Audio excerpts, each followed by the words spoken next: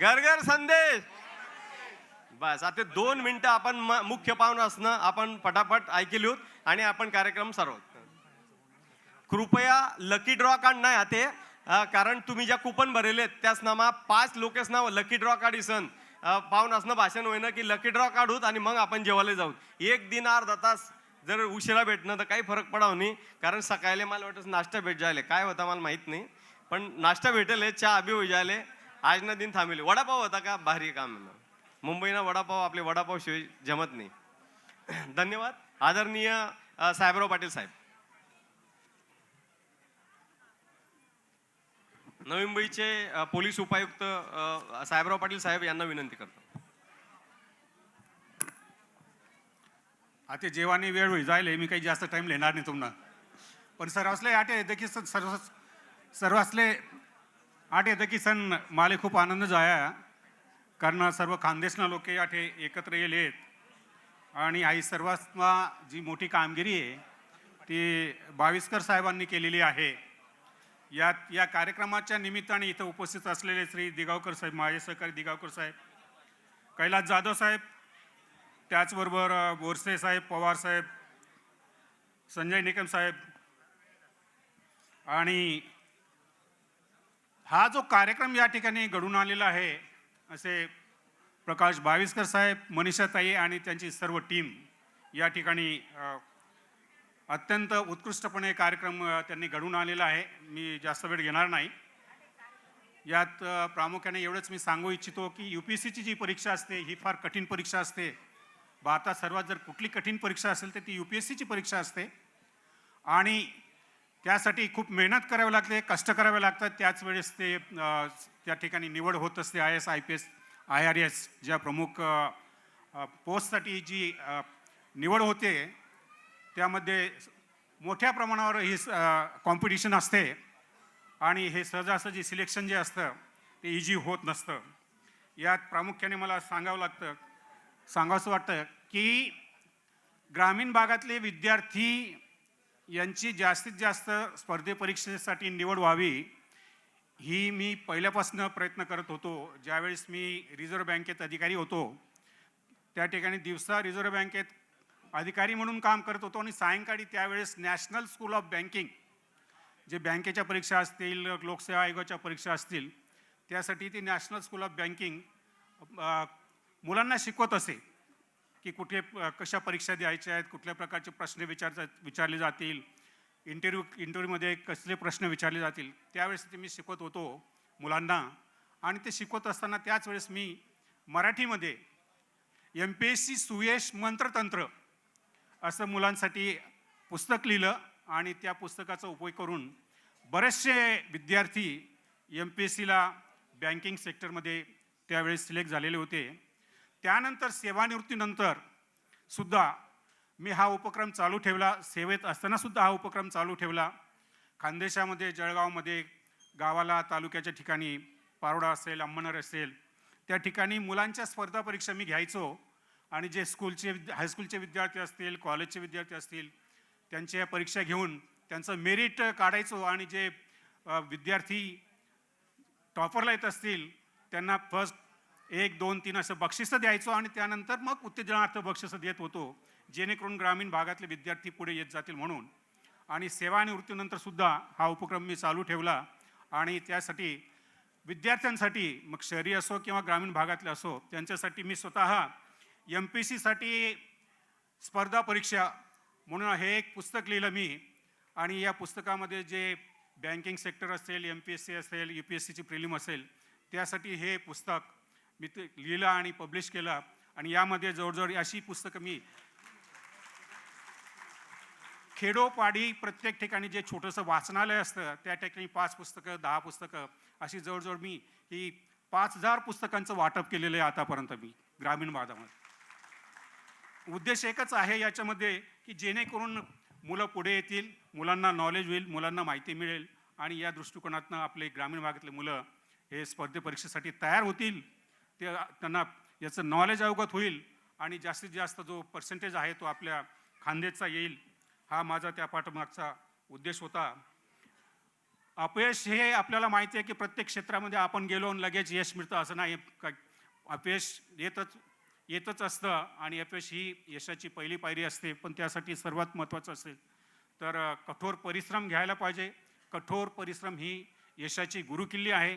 कठोर परिश्रमाशिवाय मग तो शेतकरी असेल तरच त्याला अन्नधान्य पिकतं, कंपनीचा नोकर असेल, तुमचा क्लास 1 अधिकारी असेल, सुपर क्लास 1 असेल, रात्रंदिवस मेहनत केल्याशिवाय कुठलंही फळ मिळत नाही. हे आपण या ठिकाणी जाणून घ्यायला पाहिजे. आणि कठोर परिश्रमाला कुठल्याही पर्याय नाही. आपण म्हणतो याचं लक होतं म्हणून हे सिलेक्ट झाले असं नाही आहे. आपण मुलाखती ऐकल्यात बऱ्याचशा लोकांच्या, पण त्याला सर्वात जिद्द, चिकाटी हे वाहन आहे. आणि महत्त्वाकांक्षा ही आपली जी आहे, महत्त्वाकांक्षा आपल्याला मार्ग दाखवत असतो आणि जिद्दी चिकाटी हे वाहन असतं.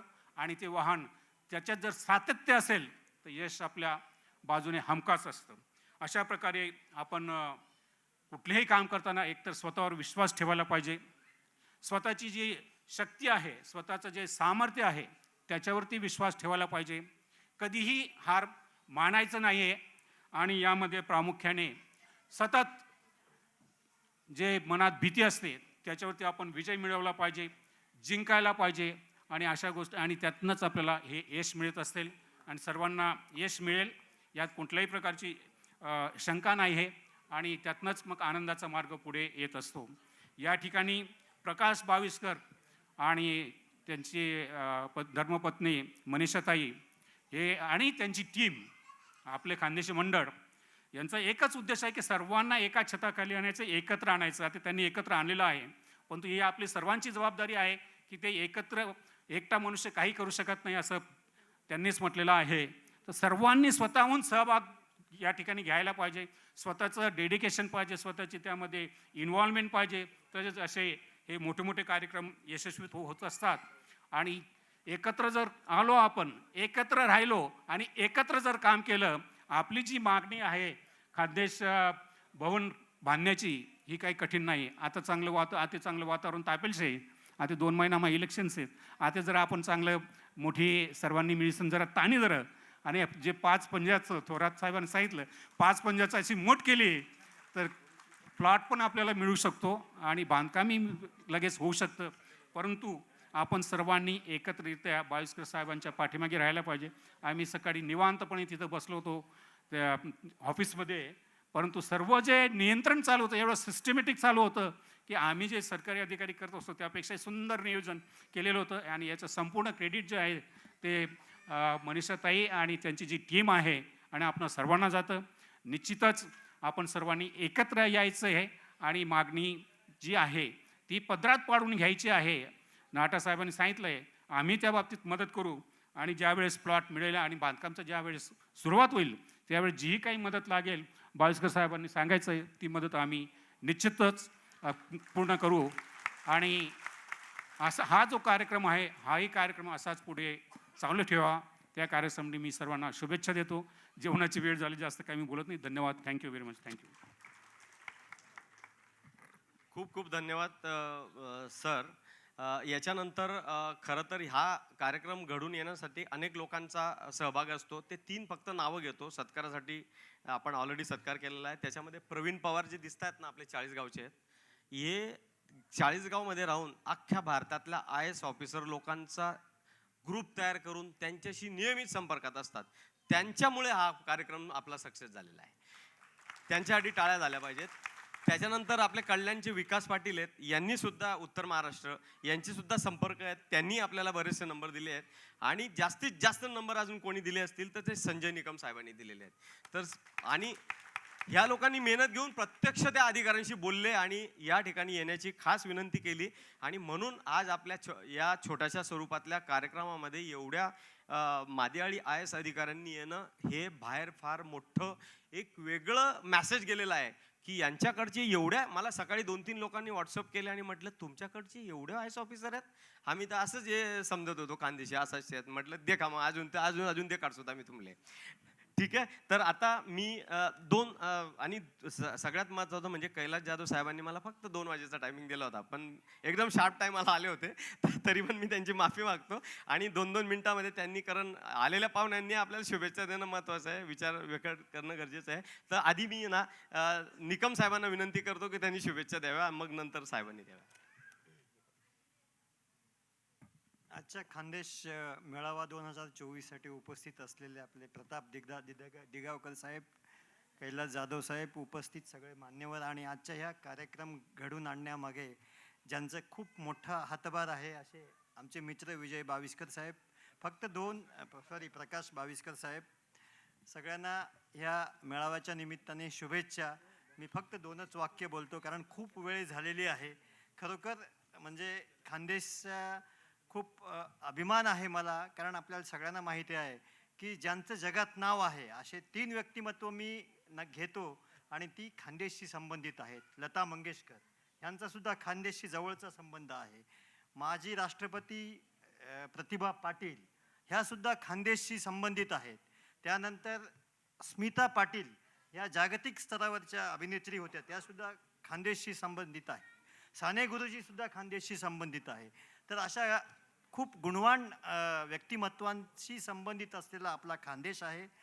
21व्या शतकातील सगळ्यात जे प्रगतिवान शहर समजले जातं, ज्याच्यामुळे देश पुढे जात आहे, अशा नवी मुंबईतले आपण रहिवासी आहेत. या सगळ्यांचा आपल्याला अभिमान आहे आणि यापुढे सुद्धा अशा सगळ्या कार्यक्रमासाठी आमच्या मनापासून शुभेच्छा. आम्ही जरूर या कार्यक्रमांमध्ये सहभागी होऊ. धन्यवाद. Thank you very much. याच्यानंतर लकी ड्रॉचा बॉक्स फक्त आणून ठेवणार आहे आम्ही आणि त्याच्या पूर्वी भीमराव पाटील, राजपूत साहेब, भारत थोरात, कुंदन महाजन, ज्योती गुजराती, योगेश पाटील या मंडळांचे जे काही निवडक प्रतिनिधी होते हे त्या कमिटीत होते आणि त्यांनी ना अक्षरशः रात्रंदिवस धावपळ केलेली आहे. त्यामुळे त्यांची नावं घेणं गरजेचं होतं, ज्याच्यामध्ये ज्योती गुजराती स्वतः होते आणि मनीषा भाविस्करची एक टीम होती जी ऑफिशियल टीम आहे, त्याचा आपल्या मंडळांशी काही संबंध नाही. संतोष भोगले होते, ज्ञानेश्वर शिंगाटे होते, प्रशांत, गणेश, नितीन बाविस्कर, निलेश म्हणून इंजिनियर आहेत आमचे, आणि निमिषा बाविस्कर सुद्धा 3 दिवस कंटिन्युअस 10-10, 12-12 वाजता घरी गेली. वैदेही पाटील आपली कल्याणची, त्याच्यानंतर पायल भोयटे आता आमच्या नवीन सून झालेल्या आहेत, त्या सुद्धा आहेत. इथं माझे मोठे बंधू विजय बाविस्कर बसलेले आहेत, आमच्या वहिनी बसलेल्या आहेत. त्या सर्वांचं नावं घेणं गरजेचं होतं. मी आता विनंती करतो, ड्रॉ काढण्याच्या आधी आपण आदरणीय आपले सर कैलास जाधव साहेब यांना मी विनंती करतो की त्यांनी